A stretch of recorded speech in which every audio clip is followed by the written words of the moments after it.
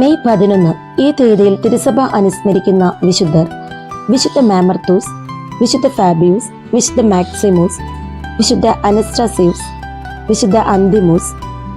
വിശുദ്ധ മാമർത്തൂസ് 477 കാലഘട്ടത്തിലാണ് വിശുദ്ധ മാമർത്തൂസ് ജീവിച്ചിരുന്നത്. ഫ്രാൻസിലെ വിയന്നയിലെ ആർച്ച് ബിഷപ്പായിരുന്നു വിജ്ഞനും വിശുദ്ധനുമായ മാമർത്തൂസ്. തന്റെ രൂപതയിൽ അദ്ദേഹം നിരവധി പ്രാർത്ഥനാ ദിനങ്ങളും ഉപവാസ ദിനങ്ങളും സ്ഥാപിച്ചു. അവയിൽ പലതും സാർവത്രിക സഭയും നടപ്പാക്കി.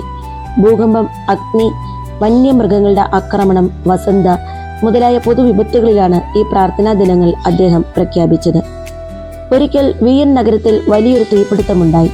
ആർച്ച് ബിഷപ്പിന്റെ പ്രാർത്ഥന കൊണ്ട് അത് ശമിച്ചു. അത് കണ്ട് ജനങ്ങളുടെ മനസ്സ് ദൈവത്തിലേക്ക് തിരിഞ്ഞു.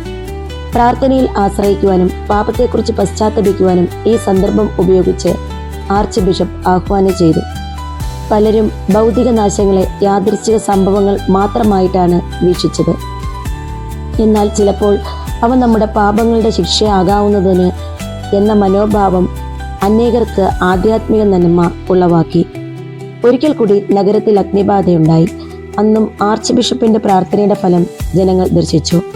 പ്രാർത്ഥനാ ദിനങ്ങൾക്ക് വേണ്ട അപേക്ഷകൾ രചിച്ചതും വിശുദ്ധനാണ്. പ്രാർത്ഥനയുടെ ഈ പ്രേഷിതൻ 477 അന്തരിച്ചു. നമുക്ക് ഇന്ന് ദിവസം ഈ വാക്കുകൾ വിചിന്തനം ചെയ്യാം. ലൗകിക നാശങ്ങൾ ദൈവം നമ്മുടെ ശിക്ഷണത്തിനായി വിനിയോഗിക്കുന്ന ഉപകരണങ്ങളാണ്. ദൈവത്തിൽ കൂടുതലായി നമ്മൾ ആശ്രയം വയ്ക്കണമെന്ന് ഭൗതിക നാശങ്ങൾ നമ്മെ പഠിപ്പിക്കുന്നു. മാനുഷിക വിവേകമനുസരിച്ച് നാശങ്ങൾ തടയാൻ നാം ശ്രമിക്കണം. എന്നാൽ നമ്മുടെ കഴിവുകൾ മാത്രം ആശ്രയിച്ച് പ്രാർത്ഥനയിൽ തീരെ അഭയം തേടാതിരിക്കുന്നത് അഹങ്കാരമാണ്. വിശുദ്ധനായ മാമർത്തൂസെ, എല്ലാവരും പ്രാർത്ഥനയിൽ ആശ്രയിച്ച് തങ്ങളുടെ ദൈനംദിന ജീവിതം മുന്നോട്ട് കൊണ്ടുപോകുവാൻ പിതാവായ ദൈവത്തോട് നിരന്തരം മധ്യസ്ഥം വഹിച്ച് പ്രാർത്ഥിക്കണമേ.